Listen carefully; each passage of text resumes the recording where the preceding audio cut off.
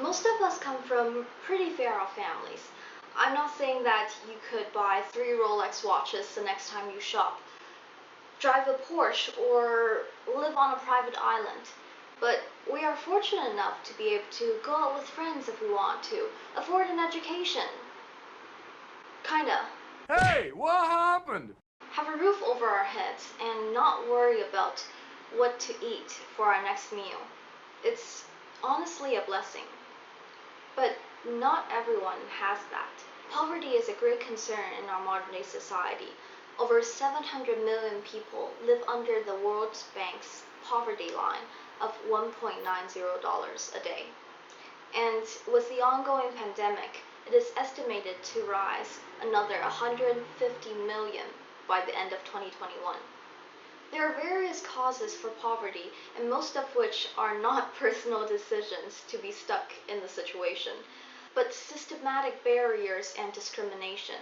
According to ConcernWorldwide, some causes or risk factors are existing inequality, violence or conflict, low access to healthcare, education, clean water, decent housing, and many, many more. It is really hard for us to truly conceptualize the experience of living in poverty, a condition that so many of us experience. And ever since I watched the documentary Living on $1, a documentary done by 4 college students who lived on $1 a day for 8 weeks in Guatemala, I've been moved by the experience and wanted to try a glimpse of it myself. Being inspired by this, I decided to live under the poverty line of $1.90 a day for 5 days. 5 days only.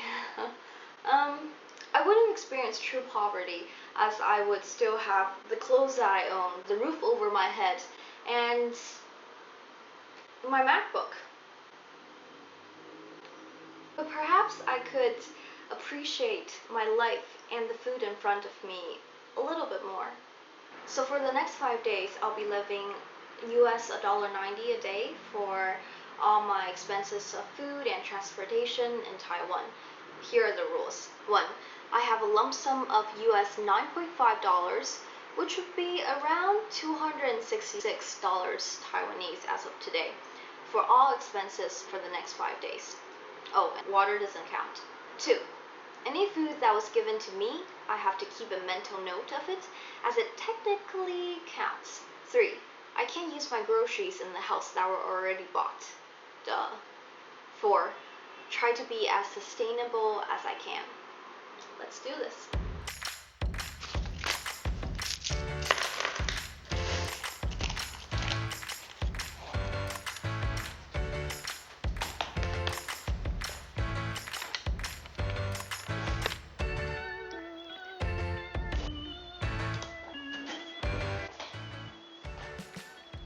Let's do this.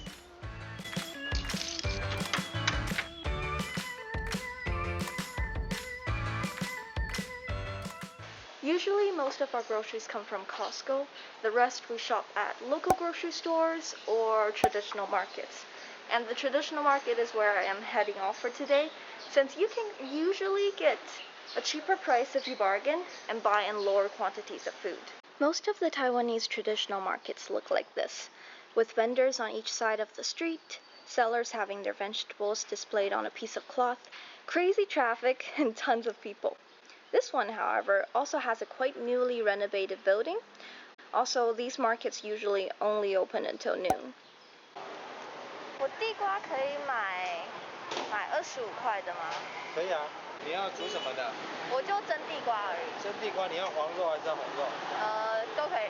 都可以啊。给你找好了。好，谢谢。谢谢你。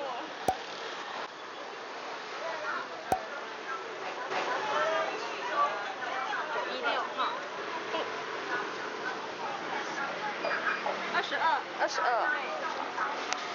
哦，不用袋子。谢谢你，拜拜。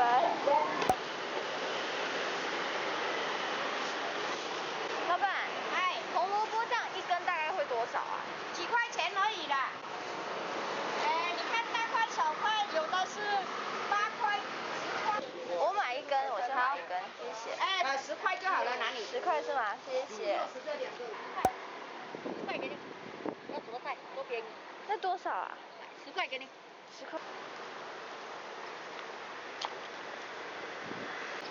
Okay, so the lady did tell me that I can find eggs here, but I can't find the vendor. So we're just going to the local grocery store, and I'm also going to buy tofu there.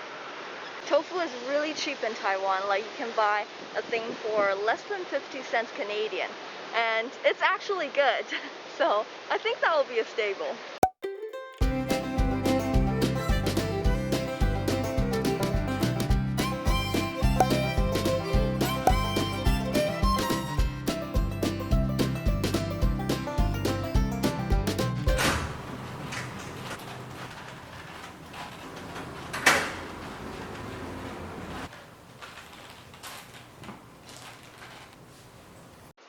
Okay, so these are the groceries that I managed to buy today.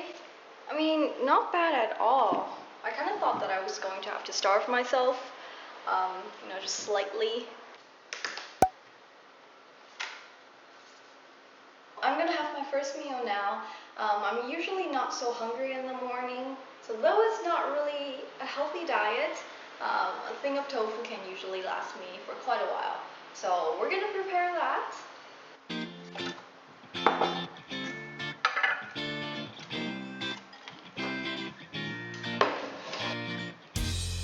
Okay, it is now 3 in the afternoon right now, and I am starving. I think I lied when I said that tofu can last me for a while. So I am going to steam 2 eggs in the steamer. Actually, might as well all of them. And maybe the sweet potatoes too. Yeah, we're gonna do that.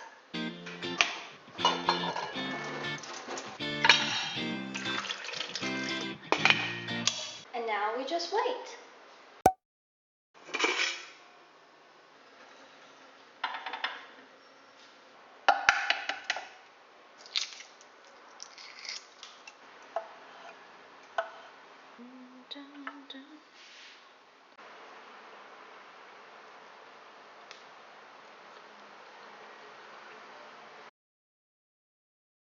Today I have lots to do on my laptop, and usually when I'm not so physically active, I tend to snack a lot. So we'll see how it goes.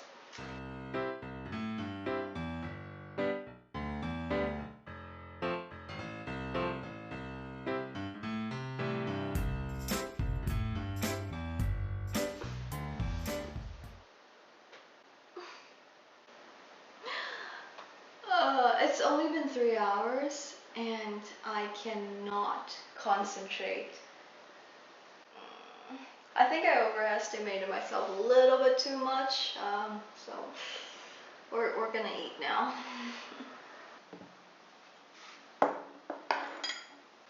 What occurred to me today was that I chose what I ate not in what I felt like, but what would fill me up the most, like high protein and sugary foods.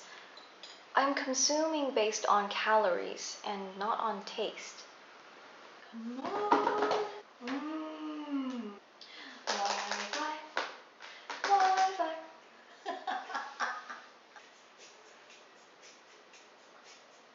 Be careful what you do.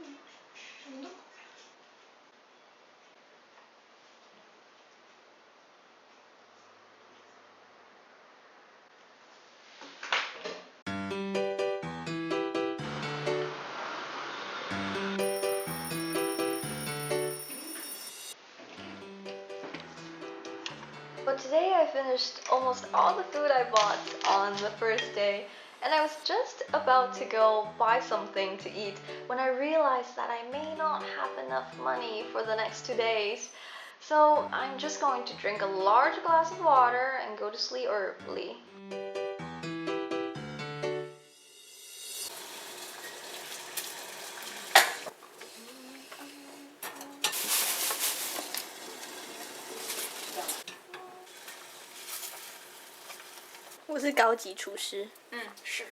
I didn't really factor in that I had transportation costs, which would be $44 per day for 2 days. So I wouldn't have enough money to buy food for the next 2 days. Fortunately, the work event that I am at today actually gave us a free meal. However, I know that this would not be even possible living in situations not mine, since I would not even have been invited to this event. Today I was also at the work event, and fortunately they gave us a free meal too, which was really nice because I only have $1 in my pocket. And you can't really buy anything for $1 here, so that would be a problem. Oh, I also had a conversation with two of my friends today about whether to give money to the homeless and in what form should you give money to them to be respectful and make the most good. I thought the conversation was quite interesting, so I wanted to share it with you guys. One of us said that we should give according to what they need, so like food, accommodation, or money. This is a great plan. Unfortunately, we don't always know what one needs. The other one of us said that if we choose to give money to someone, it doesn't matter how they spend the money, since once a present is given, once the money is given, the act of giving is already done. And whatever they do with the money is up to them and has nothing to do with you. The other one of us said that, well, it depends. And it depends on the amount of money given. So for example, if it was $10, an amount that is pretty disposable for most of us, then we shouldn't have the ability to control how they spend the money. However, if the money was $1,000, an amount that might make our lives a little bit difficult, then we should have the ability to control how they spend the money. As the act of giving here is like a mutual benefit relationship, the one getting the money is gaining a better life, and the one giving the money is feeling fulfilled, knowing that they have done something good in this world. I don't know, I just thought it was quite interesting to hear how other people view this topic and their perspectives of this. So I would love to know yours. Please leave it in the comments down below. I would love to hear from you guys. Also, this is my last day of the experience and I have this amount of money left. But actually, I would be in the negative since I got 2 free meals, which I didn't really pay for. And if I weren't in my situation, then I would have never been invited to those events and I would never have the free meal. So yeah, that's something to think about.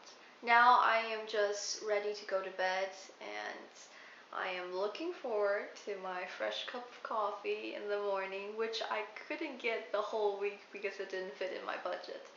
So yeah, just again, it dawned on me on how fortunate I am to be able to live the life that I have. Yeah. Whole week since the 5-day challenge, and it's only now that I'm thinking more and more about the experience and poverty as a topic itself. For instance, the other day I had a conversation with my father about how grateful and blessed we are to have the life that we have, to be able to go out to restaurants if we want to buy something just because, and to even have the opportunity to think about going to another country for university. Like, just to have that mindset in our heads is mind-blowing. Just today, I was in the 4th Critical Indigenous Race and Feminist Studies Student Conference. Whew, that's a lot of big words. Held on Zoom by Arsen from SMU. And though the topic was not particularly on the topic of poverty, but on the experience of international students faced with discrimination and uncertainty surrounding job opportunities. Some concepts in the conference were quite thought-provoking, and I thought I would share it with you guys. The keynote speaker, Ms. Harsha Walia, said, and I'm very loosely paraphrasing, so just get the concept of it. Poverty is intentional against racialized groups. It is the structural changes that made it this way. So yes, poverty can happen to everyone, but marginalized groups are disproportionately more susceptible to poverty. She also brought up the question worth pondering upon, which is, what does it mean to you to have a home? To be able to go home and feel safe? And I also want to add on a question for you, which is, what does it mean to you to not have to worry about your next meal? To consume food based on what you feel like in the moment? And I, I don't want you to feel guilty about what you have in life. No, no, no. I just want you to be, and for me too, to be more aware about how great my life is. After all, isn't this one of the benefits of being in university? To expand your horizon on topics such as social justice and more. If you're interested in the topic of food insecurity and poverty, you might be interested in joining Square Roots from SMU, which aims to reduce food waste and food insecurity, or SMU's Community Food Room. I hope you had enjoyed this month's video on me rambling about a topic that you most likely already know. If you have any thoughts about this topic or the SMU Journal's team in general, please leave it in the comments down below. I would love to hear from you guys. Subscribe if you haven't already, like this video if you like, and I'll see you in June. Thank you guys.